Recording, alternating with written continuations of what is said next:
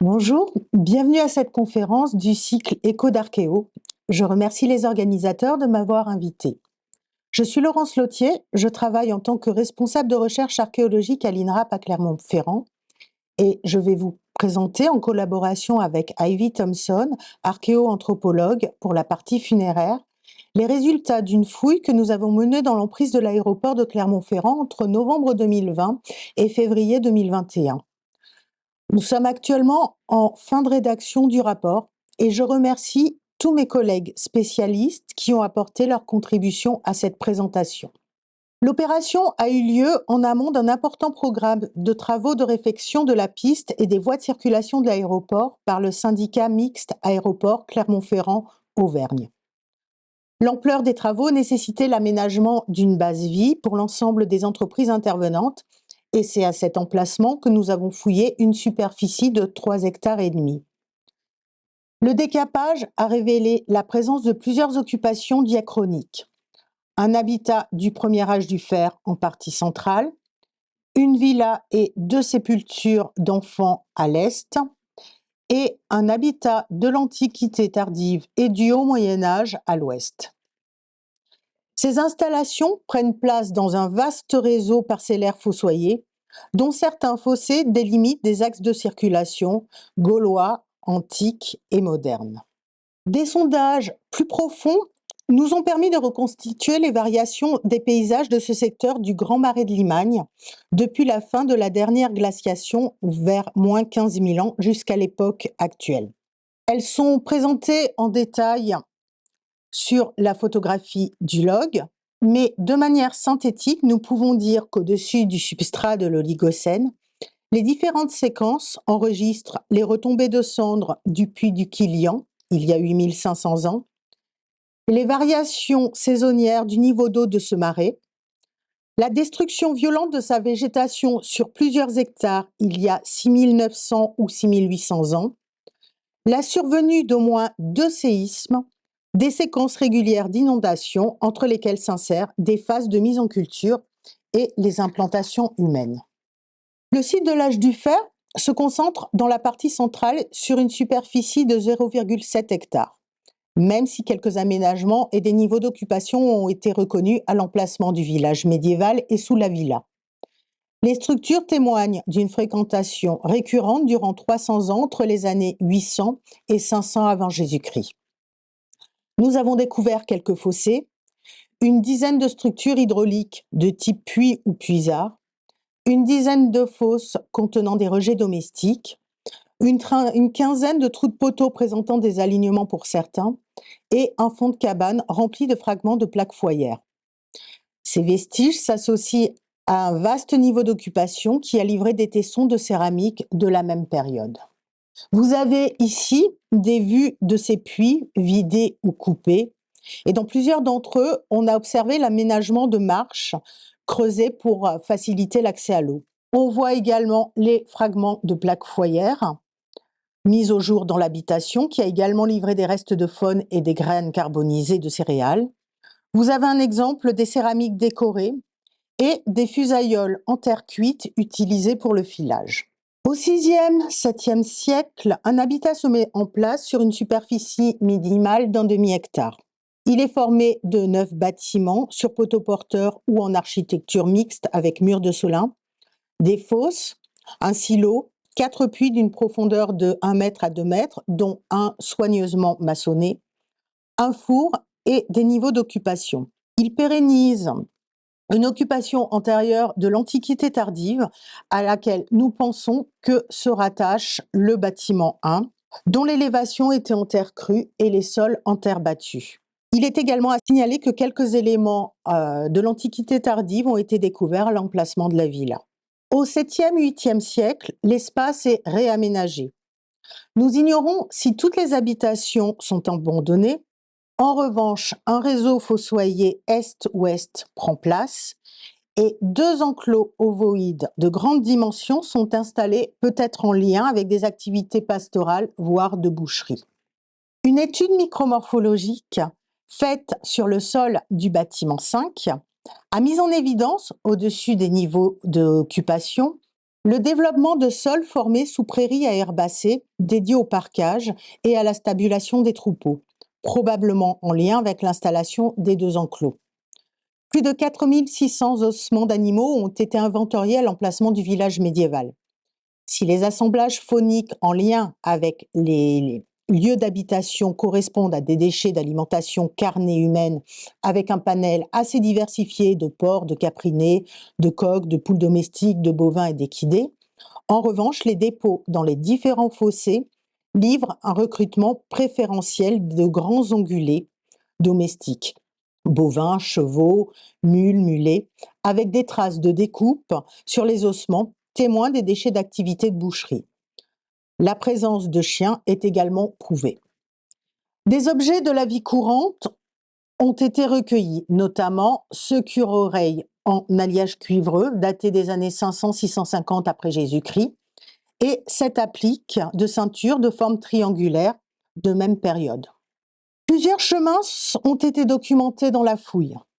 L'emprise du plus ancien est matérialisée par 4 fossés parallèles. Le mobilier témoigne d'une origine laténienne qui perdure durant le Haut Empire. S'il se poursuit vers le sud-est, on peut envisager qu'il desservait l'agglomération gauloise de Gandaïa, qui se développe à quelques centaines de mètres de là, sous l'aéroport. Cette voie est coupée par un axe délimité par 2 fossés massifs régulièrement entretenus. La découverte dans leur comblement supérieur de plusieurs ossements, majoritairement des grands ongulés, datés par radiocarbone du IIIe ou du IVe siècle, indique de possibles activités de boucherie dans un contexte chronologique antérieur à celui du village. Le 3e axe, ici, est limité aussi par 2 fossés bordiers. Il est tout particulièrement intéressant car il est directement en lien avec la sépulture de l'enfant que nous présenterons plus tard. Il n'a malheureusement pas livré de mobilier datant en dehors d'un ossement retrouvé dans l'un des fossés dont nous attendons le résultat de sa datation radiocarbone.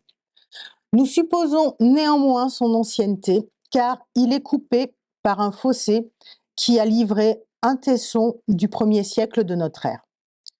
Les coupes réalisées sur la voie ont mis en évidence 2 états de fonctionnement confirmés par l'étude micromorphologique. Sur la chaussée inférieure, on observe une circulation et un entretien soutenus, tandis que le niveau qui la recouvre atteste un usage plus irrégulier à sa base, avec des réflexions et des reprises de la végétation, tandis que son sommet fossilise de nouveau les traces d'un passage intense. Les lames minces ont également prouvé la présence d'ornières laissées par les véhicules, tandis que des phosphates étayent l'hypothèse d'une décomposition de matière fécale issue du passage d'animaux. Enfin, la dernière voie que je présenterai plus tard accède à la ville. Des blocs de calcaire de dimensions assez importantes ont été découverts en lien avec les 2 derniers axes. 2 d'entre eux donc ont été retrouvés dans l'emprise de la villa, le long de la voie, et le dernier a été découvert près de l'un des fossés de la 3e voie. Nous proposons, à titre d'hypothèse, d'y voir des éléments de bornage de ces chemins. Ces axes d'origine antique, voire gauloise, s'enserrent dans un réseau dense qui parsème la Limagne, aux abords du chef-lieu cité d'Augusto Nemetum. Vous avez ici les tracés de ceux qui ont été découverts en prospection aérienne ou lors des diagnostics ou fouilles préventives au cours des dernières années et qui, pour certains, sont suivis en continu sur près de 10 km. La fouille que nous avons réalisée est extrêmement instructive pour cette thématique des voies, avec la découverte de 4 chemins antiques sur une emprise de 3,5 hectares, elle prouve que nos connaissances sur le réseau viaire ancien sont très lacunaires. Un chemin d'époque moderne, orienté est-ouest, traverse le sud de l'emprise sur une longueur de 186 mètres. Il figure sur le cadastre napoléonien et reprend le tracé d'un large fossé médiéval, probablement comblé mais qui devait toujours être visible dans le paysage. Plusieurs coupes ont documenté les fossés bordiers et la surface de roulement. Ce chemin longe un bâtiment d'époque moderne dont nous avons retrouvé quelques vestiges.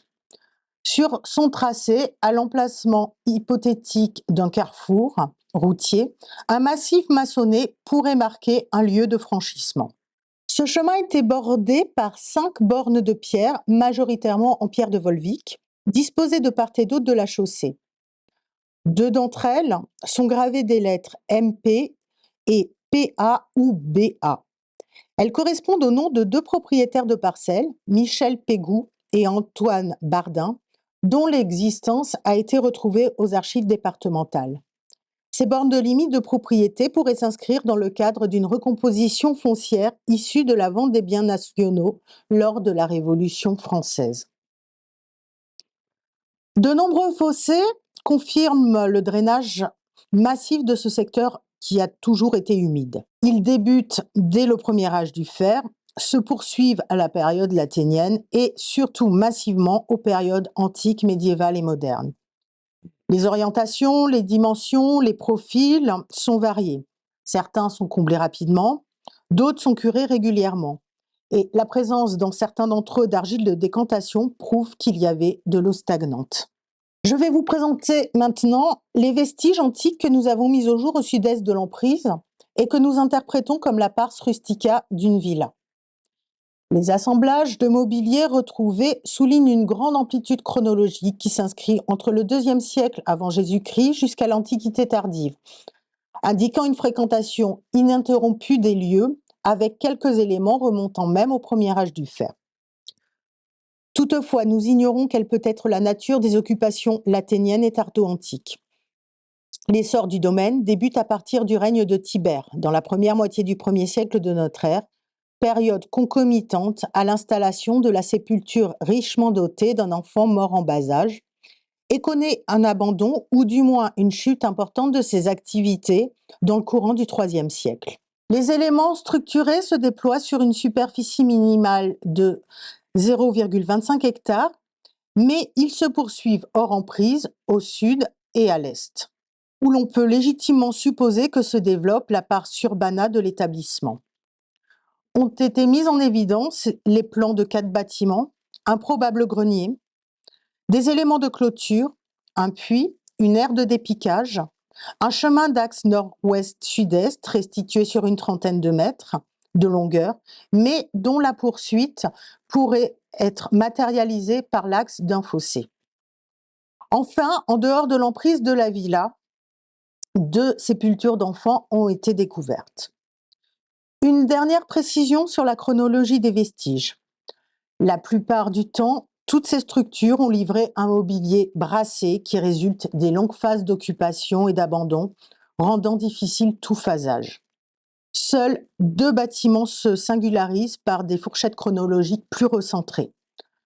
Le bâtiment 1, qui n'a livré que des éléments datés des 2e, 3e siècles, et le bâtiment 3, qui pourrait être installé dès le 1er siècle. 3 éléments palissadés ont été reconnus. Le premier, d'une longueur de 18 mètres, est délimité par 15 trous de poteaux qui se poursuivent visiblement au sud et marquent la limite occidentale du site. 2 échantillons sédimentaires ont été prélevés de part et d'autre de cette palissade afin de voir si elle discriminait un fonctionnement différent des espaces. Si l'échantillon interne est stérile, en revanche, celui prélevé à l'ouest de la palissade conserve les restes de quelques phytolithes de glumes de type céréales, ainsi que des squelettes siliceux de type broyage ou d'éjection, suggérant que ce sol est un lieu de package ou de circulation animale. La présence d'un puits dans ce secteur pourrait avoir servi à l'abreuvage des troupeaux ou des animaux domestiques. La restitution d'une palissade au nord est bien plus hypothétique.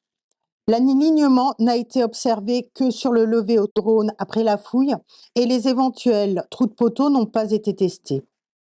Enfin, en partie centrale, une 3e palissade d'une longueur minimale de 16 mètres et d'une orientation identique à la première est matérialisée par 8 trous de poteaux. Il n'est pas impossible que ton installation s'inscrive dans le courant de l'Antiquité tardive.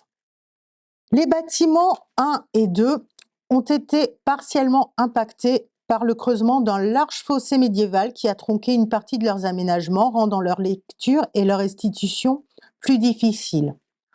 Au sud du fossé, le bâtiment 1, d'une superficie de 80 m², est un édifice en L. délimité par 2 murs, possiblement associés à une galerie couverte par des tuiles dont nous aurions ici la trace d'un effondrement partiel. Une interruption entre les murs, large de 1 mètre, est marquée par 2 pieds droits en calcaire dont vous avez ici les photos. Au nord du fossé, le bâtiment 2 pourrait avoir une superficie de 40 mètres carrés. Néanmoins, face à la densité de trous de poteaux dans le secteur, la proposition de restitution spatiale reste fortement hypothétique.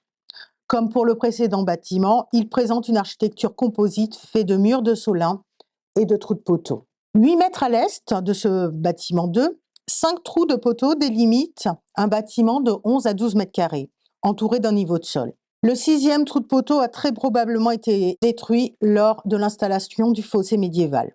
Nous proposons d'interpréter cet édifice comme un grenier à plateforme surélevé sur des poteaux dont les plans sont régulièrement rencontrés en Gaule romaine. Le bâtiment 3 est un édifice également sur poteaux porteurs d'une superficie minimale de 65 mètres carrés. Son sol interne est un remblai de nivellement rapporté et à l'intérieur, 4 fragments de tégulés posés à plat correspondent peut-être à l'aménagement d'une plaque foyère sommaire qu'il est tentant de mettre en relation avec un dépôt charbonneux découvert dans l'un de ses angles. Entre les bâtiments 3 et 4, des concentrations de mobilier matérialisent des niveaux d'occupation ou d'abandon. Une fosse ovoïde a livré des céramiques, des charbons et des ossements brûlés correspondant à des rejets domestiques, et un trou de poteau pris dans la berme prouve la présence de bâtiments au sud de l'emprise. Le dernier bâtiment diffère dans ses dimensions et dans le soin apporté à son architecture. Nous émettons l'hypothèse qu'il puisse correspondre à une partie du bâtiment résidentiel. D'une largeur totale de 14 mètres, nous n'avons pu intervenir que sur sa partie nord. Il se compose d'un mur massif long de 8,50 m, dont la largeur minimale est de 1,85 m et qui se poursuit sous la berme. Il est accolé à un bâtiment quadrangulaire de 5,50 m sur 3 mètres minimum. Le mur principal est formé par une accumulation de blocs de calcaire sur une épaisseur de 60 cm. Les murs de Solin de la pièce orientale, eux, ont des largeurs plus réduites. À l'intérieur de la pièce, le sol semble aménagé de blocs et de pierres, et au nord de cette annexe, on trouve encore une autre densité de pierres qui suggère un autre aménagement, un sol de cour ou un bâtiment dont on n'aurait pas perçu les murs ou les éventuels trous de poteaux. L'emprise donc de l'axe de circulation qui dessert l'établissement a été mise en évidence, j'ai dit tout à l'heure sur une trentaine de mètres. Il longe les bâtiments 1 et 2 et rentre dans le site où il passe entre le bâtiment 4 et l'aire de dépiquage. Sa chaussée est tout particulièrement soignée au niveau du bâtiment 4. Elle est façonnée par une accumulation de petits blocs de calcaire disposés sur une assise et qui conserve la trace de 2 ornières en partie centrale. Alors, plus au nord, la surface de roulement est moins bien conservée, ou alors en tout cas, on a peut-être appuyé un peu moins le décapage. En revanche, on a au moins une limite à l'ouest par la localisation des 2 bornes et en tout cas, on a trouvé parmi le mobilier abondant un certain nombre de monnaies, donc de Marc Aurèle, Antonin Le Pieux, Constantinien et 2 figures que vous avez présentées ici, donc qui sont datées des contextes du 1er siècle. Le dernier aménagement, à l'ouest de la voie, est un empierrement de forme subcirculaire, large de 12 mètres et d'une longueur minimale de 7 mètres, formé de blocs de pierre et d'éléments de terre cuite. La structure a une forme légèrement bombée. L'étude micromorphologique révèle que les éléments lapidaires sont placés sur un remblai de préparation compacté mis en place afin de niveler l'espace. L'unité sédimentaire est constellée de restes plus ou moins altérés, comprenant des phytolithes, des phosphates secondaires, indicateurs de végétaux décomposés. 2 prélèvements supplémentaires, pris en partie centrale et sur la bordure, confirment la présence des phytolithes de céréales, surtout sur la partie extérieure, qui a été moins bien nettoyée, prouvant ainsi un traitement des récoltes sur cette aire de dépiquage. Les différentes études des spécialistes apportent des renseignements sur la vie quotidienne de ces populations. L'étude sur l'instrumentum, par exemple, témoigne de l'abondance sur le site de clous de construction et de menuiserie, employés dans le gros œuvre, les useries, le cloisonnement interne des bâtiments, mais également les meubles et les coffres. Les objets personnels comprennent, outre les 2 fibules que l'on a vues, 4 clous de chaussures retrouvés dans le fossé-bordier de l'une des voies antiques. Une fourche en fer complète notre connaissance des pratiques agricoles. Un ciseau ou un burin pourrait avoir servi à travailler le métal. Quelques scories de forge ont également été découvertes dans le comblement du fossé d'une des voies à une centaine de mètres de l'établissement. Et enfin, se rapportant au domaine de la vie sociale, une boîte à seaux en alliage cuivreux provient d'un fossé retrouvé 120 mètres au nord-ouest de l'établissement. Datée du Haut Empire, elle servait à sceller les documents prenant la forme de tablettes de cire. Des restes osseux fauniques peu abondants ont été recueillis sur les horizons de circulation et des structures de la villa. Ils reflètent principalement les déchets d'alimentation carnée humaine. Les caprinés et les porcs sont présents, mais de manière très modeste. On retrouve majoritairement des bovins et des chevaux ou ces hybrides avec l'âne. Toutefois, les restes d'équidés pourraient avoir une autre provenance qu'alimentaire, car leur consommation est proscrite à l'Antiquité. De manière générale, les ossements sont très fragmentaires et parmi ceux-ci s'observe une proportion élevée d'éléments dentaires isolés. Leur état s'explique par des rejets à l'air libre et un piétinement important. Dans de telles conditions, la prédominance bovine et équine pourrait seulement résulter d'une plus grande résistance de leurs éléments squelettiques. Dans le faciès céramique du Haut Empire, la catégorie de production la mieux représentée est la céramique commune, claire, qui regroupe près de la moitié de l'ensemble. Elle est principalement vouée à la préparation et au stockage des denrées. Les sigillés ont une proportion qui dépasse 10%, ce qui correspond aux valeurs moyennes observées dans le bassin clermontois, aussi bien sur les sites urbains que ruraux.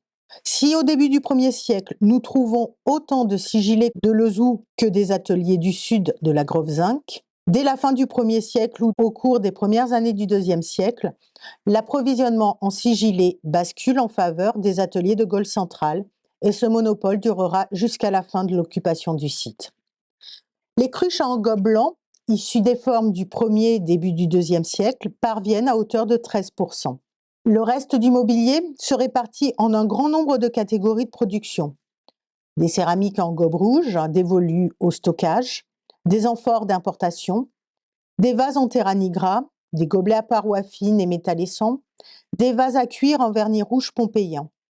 Cette grande diversité des vaisselles à pâte fine et l'existence de catégories plutôt rares comme la céramique à glaçure plombifère, la céramique du type beurré ou même la céramique métallescente témoignent d'une certaine aisance matérielle au sein du domaine.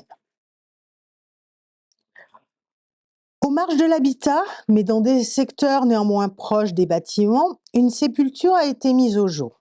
Elle est implantée à une quarantaine de mètres de la palissade, sous l'un des fossés-bordiers de la 3e voie que nous supposons antique. Les très nombreuses céramiques datent la sépulture de la période tibérienne entre les années 15 et 40 après Jésus-Christ. Il s'agit de la tombe d'un jeune enfant décédé vers l'âge d'1 an. La fosse sépulcrale est de forme rectangulaire et de très grande dimension comparée à celle de l'enfant qu'elle abrite, puisqu'elle mesure 2 mètres de longueur, alors que le nourrisson mesure à peine 70 cm. Son corps a été déposé de manière complètement décentrée dans la tombe, ce qui permet de ménager la place pour une quantité remarquable d'objets autour de lui. Les récipients céramiques sont au nombre de 20, auxquels s'ajoutent 2 balsamères en verre. Il s'agit essentiellement de vaisselle de service, contrairement à ce qui est observé dans certaines tombes d'enfants dans la région, notamment à Beaumont-Champ-Madame, où l'on trouve de la vaisselle de cuisine dans des tombes qui contiennent pourtant de la céramique en quantité bien moindre. Plus généralement, la majorité des sépultures antiques d'enfants mises au jour dans la région sont dépourvues de céramique, et parmi celles qui en contiennent, on n'a souvent qu'un ou 2 vases.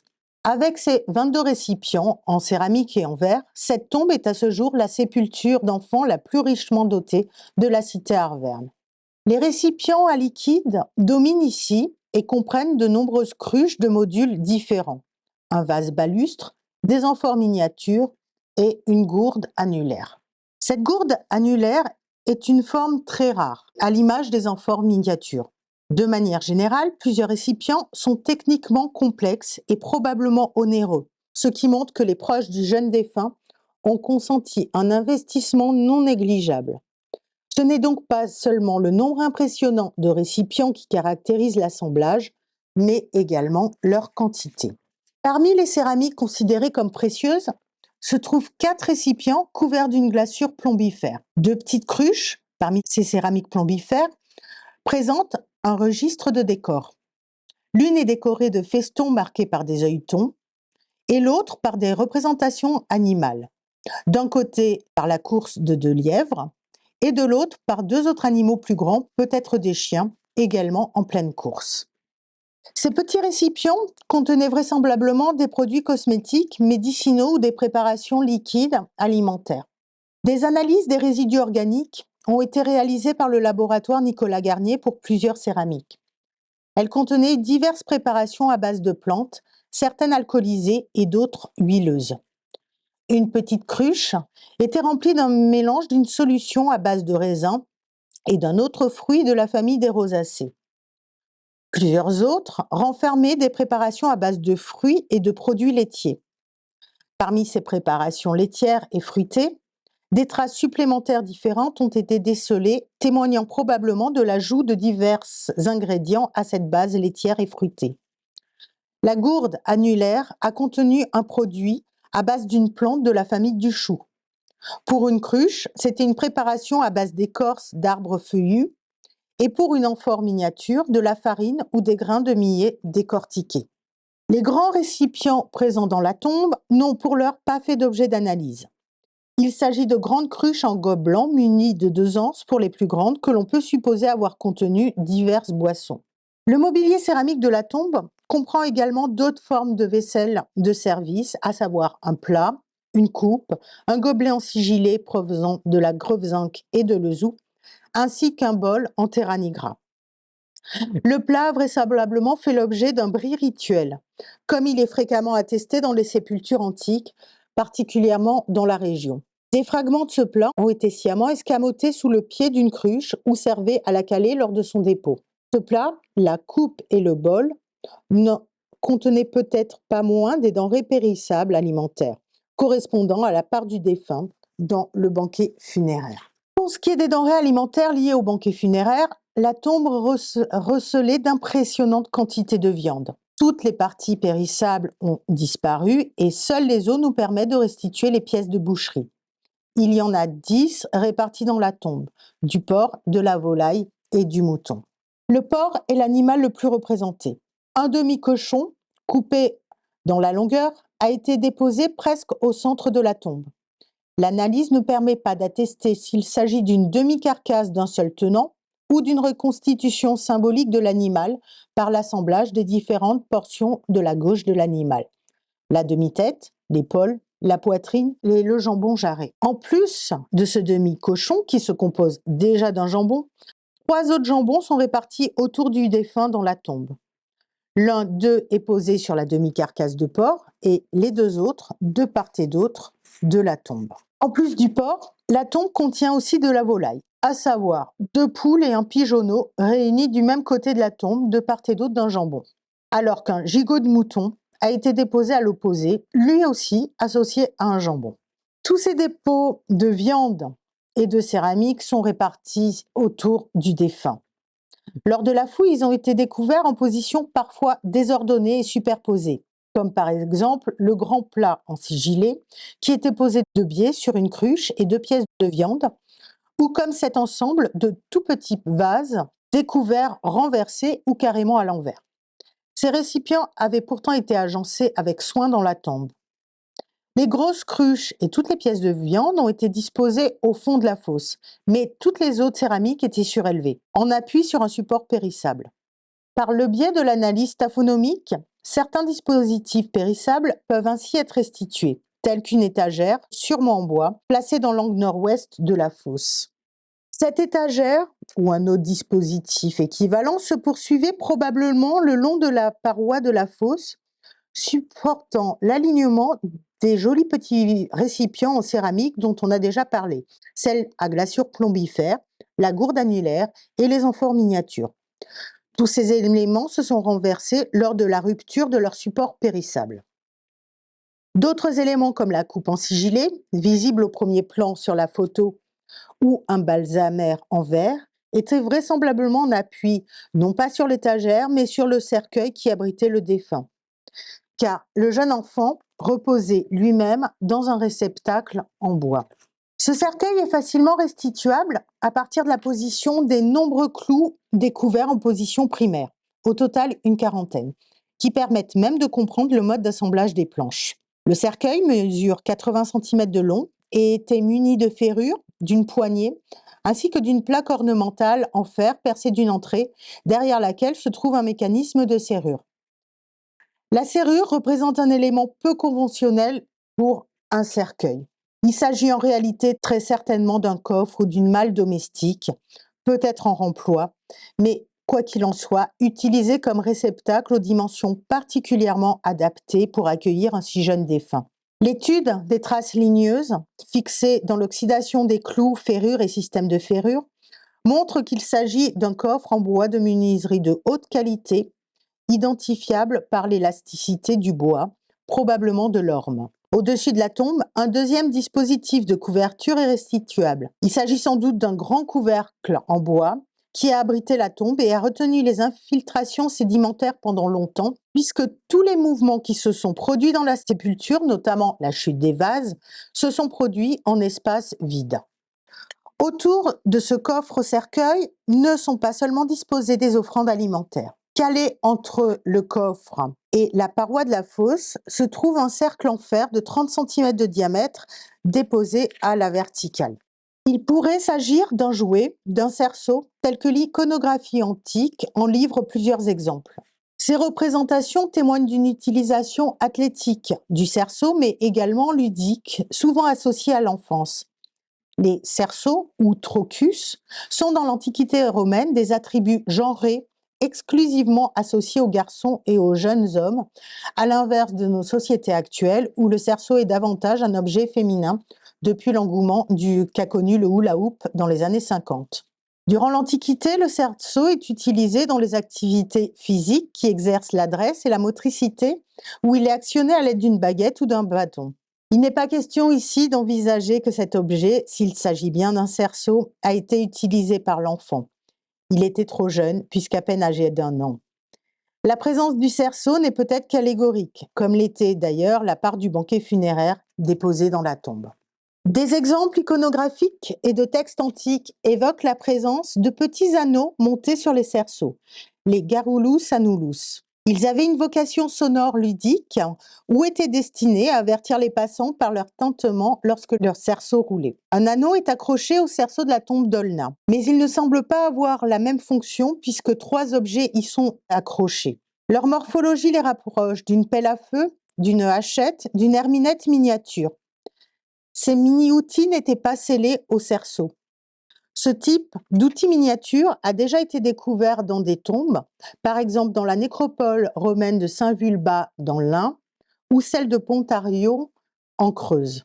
D'autres objets similaires ont été découverts en contexte domestique ou artisanal sur l'oppidum Arverne de Coran pour la fin de la période latinienne. Ces objets, initialement interprétés comme des cumangles servant à tracter des arbres, semblent en fait d'une confection bien trop fine d'après une nouvelle étude, suggérant davantage une fonction décorative. Du côté des pieds de l'enfant, hors du cercueil, se trouvait un autre dépôt tout à fait particulier. Il s'agit d'un jeune chien qui portait un collier orné d'une quinzaine d'appliques et une clochette en alliage cuivreux. Le collier était attaché à une chaîne en fer, glissée entre les pattes du chiot et disposée le long du cercueil. La présence du chien en contexte funéraire est bien renseignée pour l'Antiquité, le chien étant probablement considéré comme un animal psychopompe qui facilite le passage vers de l'au-delà. En contexte arverne, sur le site clermontois de la place de Carmes, une quinzaine de sépultures de jeunes enfants est associée à autant d'inhumations de chiens, sans pour autant qu'il y ait d'exemples regroupant les deux dans une même sépulture. Ce type d'association indirecte se retrouve sur plusieurs sites proches de celui d'Olna, comme ceux du Patural et de la Grande Borne à Clermont-Ferrand et le site de Rochefort à Gersat. Le regroupement d'un chien et d'un enfant dans la même tombe est néanmoins attesté sur le site des Querriaux à Cournon d'Auvergne, ainsi que sur celui de l'Aya à Riom. Le collier porté par le chien d'Aulnat ainsi que la clochette qui y est attachée, de même que la chaîne en fer qui constitue la laisse, sont en revanche totalement inédits en Auvergne. Un exemple à Lyon et un autre plus lointain à Athènes semblent être les seuls autres exemplaires connus dans le monde romain. Les colliers de chiens romains sont par ailleurs illustrés par de nombreuses représentations dont nous ne présenterons qu'un exemple comportant des caractères similaires à la découverte d'Aulnat, à savoir des appliques disposées à espace régulier autour du collier auquel est attachée une chaîne. Enfin, un dernier dépôt particulier a été mis au jour dans cette tombe. Il s'agit de la dentelée d'un enfant plus âgé que le défunt, déposée dans un fragment de coquillage découvert très altéré. Cette dentelée est vraisemblablement tombée naturellement par un enfant vers l'âge de 11 ans, comme en témoigne la résorption racinaire avant d'être déposée dans la tombe. Il est tentant d'envisager qu'il s'agit du dernier cadeau d'un grand frère ou d'une grande sœur au jeune enfant décédé, mais pour l'heure, cette hypothèse ne pourrait être vérifiée qu'avec une analyse ADN. La dentelée porte néanmoins une carie qui a probablement compromis les possibilités de réaliser une telle analyse. Avec autant de dépôts, cette sépulture est exceptionnelle à plus d'un titre, mais seule une partie des dispositifs funéraires et des dépôts est visible. On peut généralement restituer ce qui était au moins partiellement composé d'éléments non périssables ou les dispositifs ayant laissé des effets analysables par le biais de la taphonomie, comme l'étagère. De fait, une plus grande partie de la tombe nous paraît comme vide, tout semblant décentré et concentré autour du défunt. Ce grand vide n'en était probablement pas un.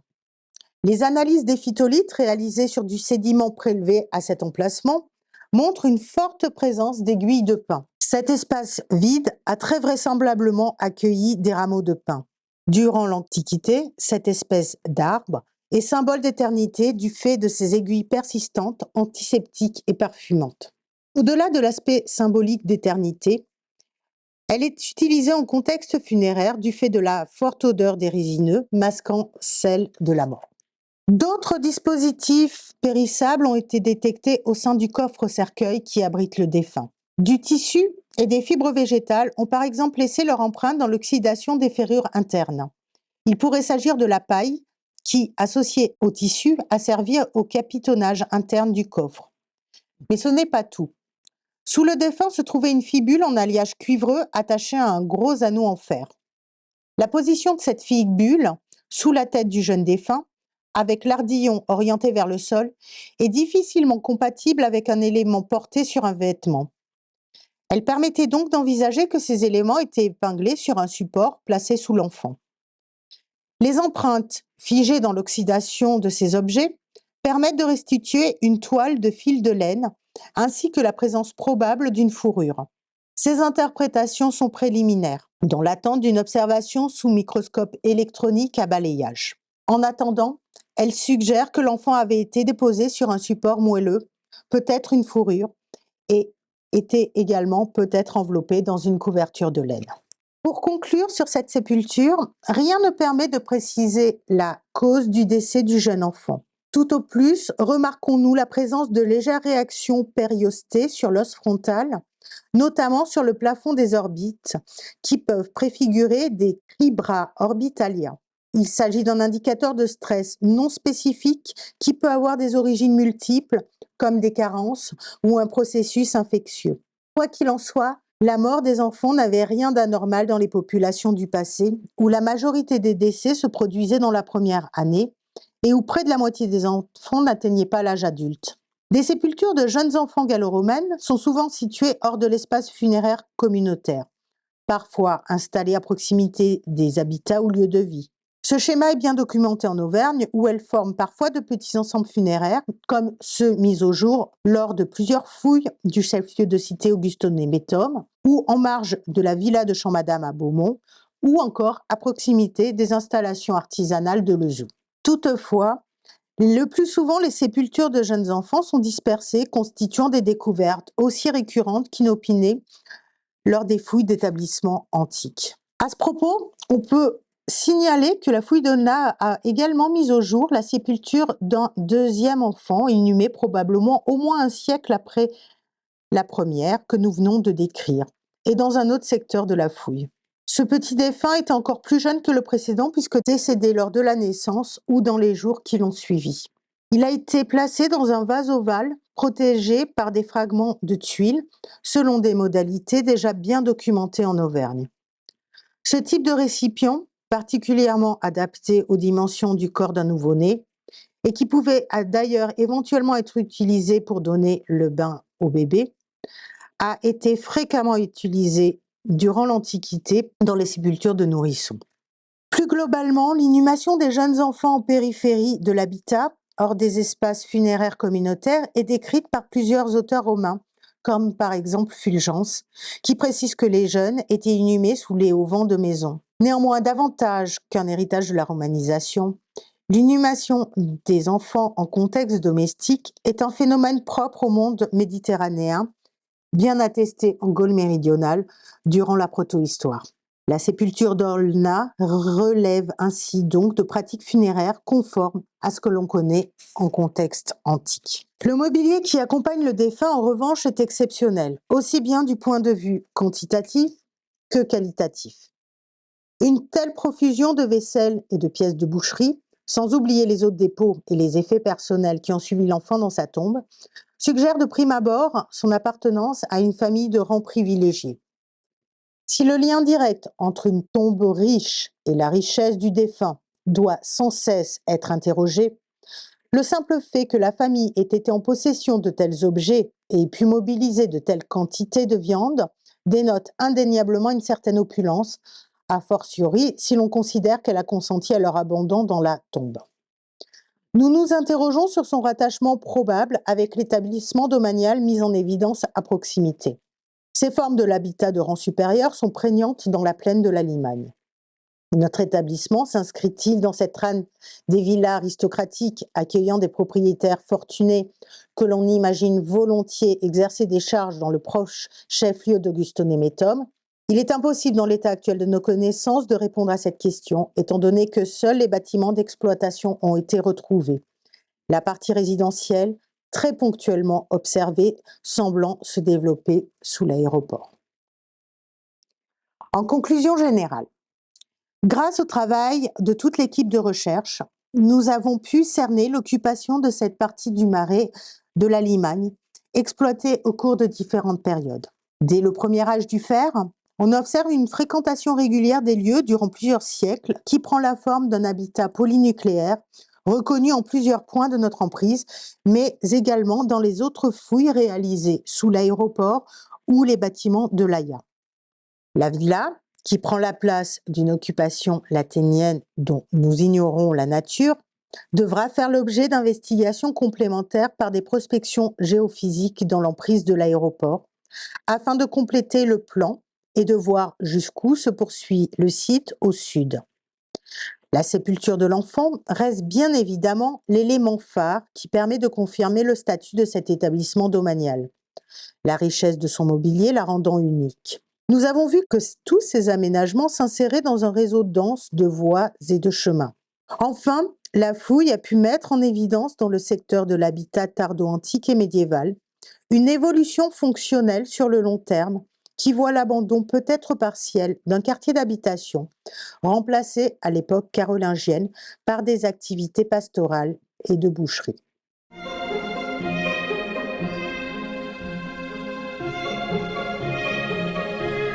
Vous mentionnez le bris rituel d'une assiette ensigillée dans la sépulture. Est-ce que vous pouvez nous apporter des précisions sur ce point? Alors, le bris rituel dans les contextes funéraires antiques en Gaule est régulièrement attesté. Sur cette question, je renverrai aux études de Christine Bonnet qui a travaillé dessus. Donc, c'est un phénomène que l'on retrouve employé fréquemment et qui doit avoir une valeur symbolique. Dans le dos du chien, on a retrouvé un petit galet en granit pour lequel nous avons fait une étude de tracéologie. et qui montre que c'est un galet qui a été utilisé peut-être pour un traitement de la peau.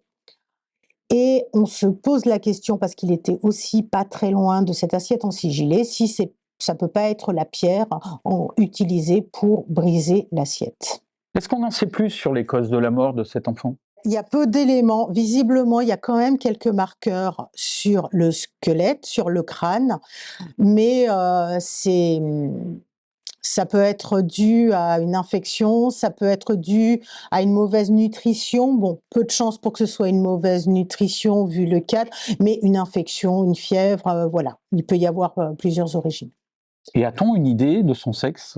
Alors, l'âge de l'enfant fait qu'on ne peut pas discriminer son sexe sur la base de ses ossements.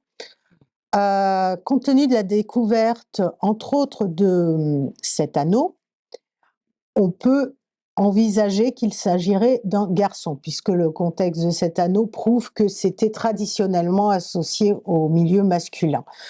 Les moyens budgétaires de la fouille ne nous permettent pas de faire une analyse d'ADN, en tout cas pour l'instant, mais ceci dit, ce serait à voir si on n'aurait pas un scoop monumental sur l'inhumation d'une petite fille.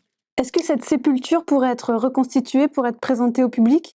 Alors sur une reconstitution réelle avec le coffre, je ne me prononcerai pas effectivement, mais en tout cas nous avons tout fait pour stabiliser les objets, et notamment les objets en métal, même les clous de la sépulture, qui peuvent faire l'objet d'un aménagement muséographique sans souci, avec la présentation aussi de tous les vases en verre et en céramique.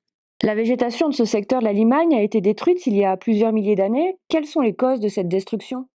Alors, on sait que la végétation a été détruite parce qu'on a retrouvé donc en plusieurs points sur le site un niveau rouge qui peut atteindre une épaisseur de plus d'une vingtaine de centimètres, qui est formé donc de la végétation brûlée. Ce niveau rouge a été déjà retrouvé en Auvergne, entre autres à Gerzat ou à Malintra. Il avait été daté il y a quelques années sur des prélèvements faits à Gerzat, donc des années 7600. Et là, on a lancé de nouvelles datations radiocarbone qui nous donnent une datation un peu plus récente qui s'échelonne, calibrée entre les années 6900 et 6800 avant notre ère. Plusieurs hypothèses ont été émises sur sa formation. Il pourrait avoir une origine anthropique dans le cadre de brûlis en lien avec des activités pastorales, mais c'est peu probable parce que déjà on le retrouve sur des superficies très très importantes. En plus, une particularité aussi de ce niveau, c'est qu'on a des éléments vitrifiés qui montrent que la température a atteint plus de 1000 degrés. Donc on part plutôt sur des origines naturelles, volcaniques, mais on n'a pas de téphra qui le prouverait. Un feu dû à la foudre, mais on n'explique pas la température atteinte. Et pour l'instant, donc, de nouveau, on émet l'hypothèse que ça pourrait résulter d'un passage d'une météorite sans qu'il y ait nécessairement d'impact au sol, mais avec des éjectats qui forment des ondes de choc et qui peuvent avoir entraîné des incendies en plusieurs points. Et donc, on partirait là-dessus pour l'instant, mais cette hypothèse doit être confirmée par des éléments chimiques spécifiques que pour l'instant, on n'a pas encore retrouvés. Quel est désormais l'enjeu autour de ce site archéologique? L'enjeu de ce site, déjà pour les périodes les plus anciennes, donc on a vu que l'occupation du premier âge du fer prenait la forme d'un habitat plutôt restreint, mais qui se multiplie dans toute cette plaine de Limagne. Donc il va falloir pouvoir restituer maintenant et faire des propositions de voir comment s'installent toutes ces populations. Pour le village du Haut Moyen Âge, se pose aussi la question de ses relations avec le village d'Olna. Est-ce qu'il préfigure la fondation d'Olna ou est-ce que il y a un déplacement du village après à l'emplacement actuel de l'église. Et puis pour la période antique, qui me préoccupe, principalement, l'objectif, grâce à des méthodes non invasives dans l'emprise de l'aéroport dans les années à venir, est de pouvoir, retrouver la suite de la pars urbana, c'est-à-dire le lieu de vie, du propriétaire, que l'on suppose se développer, sous l'aéroport et pouvoir, proposer une restitution d'un plan plus exhaustif. Merci beaucoup pour vos questions. À bientôt.